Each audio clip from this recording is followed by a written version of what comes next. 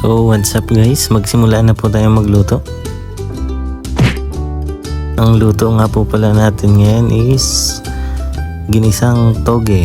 So lagay po muna natin ng baboy at lagyan natin ng kaunting tubig. Kusa na pong magmamantika yan kapag kumulo. Lagyan din po natin pampalasang asin para may lasa na yung ating karne. So ayan, tak lang, tansyahan na lang po yan. Halo-halo, mekos-mekos.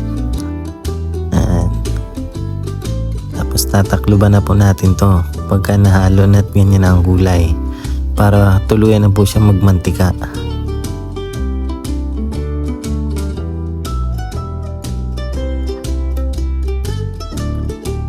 Ayan, takluban na po natin. At ito na po yung pagkatapos ng ilang minuto.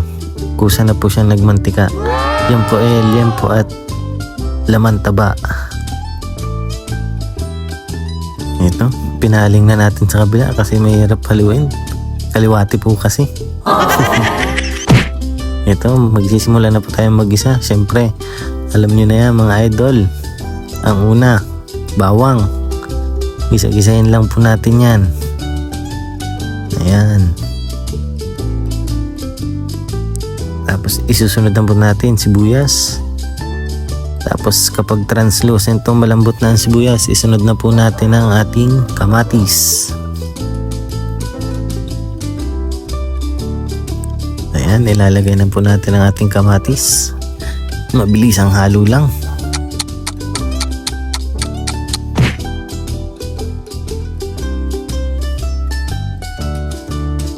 Ayan, pinaghalo-halo na po natin lahat kasama na yung laman taba. Ilalagay na po natin ang tokwa. Isasama na po natin sa paggisa. Ayan, mekos-mekos lang. Haluin mo, kuya. Ayan, may patos pang nalalaman. Pag nataktak yan, sayang yan. Yumabang na. Tapos tayo dyan.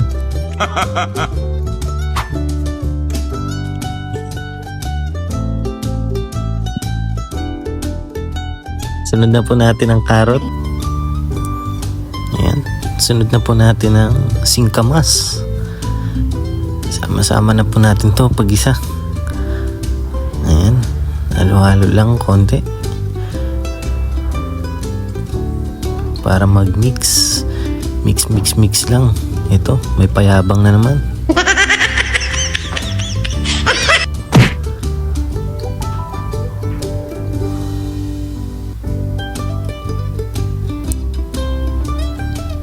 Ayan, may pasumpa si cameraman. Lalagyan lang po natin konting sabaw kasi para hindi po magtutong ang ilalim. Tapos isusunod na po natin yan, bagyo beans natin na yan. Makulay ang buhay kapag may sinabawang gulay. Ang sabi po baka pampahaba daw ng buhay ang gulay. Pag araw-araw gulay baka hindi na mamatay. Ayan, may mga pasumpang nalalaman. Isunod na po natin ang ating toge. Ayan po yung balatong o munggo na pinasibol. Ayan, i-mix lang po natin para mahalo hanggang ilalim. Ayan, kusa po siyang magsasabaw. Hayaan nyo lang pong ganyan. So lagyan na po natin ng panimpla, paminta, magic sarap, oyster. Ayan po mga panimpla natin. Una po natin nilagay is paminta. Sunod na po natin ang magic sarap. Tsansyahan na lang po yan. Ayan ang oyster natin. Oyster sauce. Pampalinamnam sa mga gulay, lalo sa mga ginisa. Tapos lalagyan din po natin ng broth cubes yan. Siyempre, pork ang una nating ginisa. Pork ang lahok ng ating gulay. So, pork broth cubes din ang ilalagay natin. Alangan namang shrimp. So, ayan. May mga, ayan, lagyan din po natin ng konting toyo. Konting-konti lang pampakulay sa sabaw. Kasi ang hirap naman kapag maputla ang ating mga gulay. Parang takot na takot. Ayan. Mix-mix lang natin. Halo-halo lang. Mekos-mekos. O kung ano man ang tawag dyan.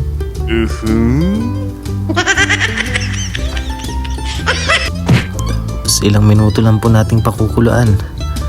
Malapit na din po matapos yan. Yes! Yan, takluban lang po natin para magtubig. Para magsabaw siya ng kusa. So ayan, kita nyo naman, may lumabas na po ang sarili niyang sabaw. Yan po ang sinasabi ko kanina. Lalagay na po natin ang gulay na berde, pechay, para pampakulay. Tapos ilalagay din po natin dyan yung last na sangkap natin, kamote. Yan, nilagay din po natin ang bell pepper. Yung pong kamote is nauna ko nang iprito. Hindi na lang po nabidyohan. Inuna ko po yung kamote kasi matigas ang kamote. Kaya inuna ko nang iprito para ilalagay na lang natin na toppings o huling samya kapag luto na ang ating mga gulay. So ayan, mekos-mekos lang. Tapos na din po yan kasi nailagay na natin ang kamuting pinirito. Tapos na po ang lahat-lahat. Ayan. So tingnan natin ang final product. Patayin muna ang apoy. Ayan na. Sinandok na. Tapos ka dyan. Ilagay sa plato. Abangan naman. Wow! Magsaing na po kayo kapag kaganyan ang ulam nyo. Yummy! Tapos partneran nyo pa ng peritong isda. Wow! Ulala!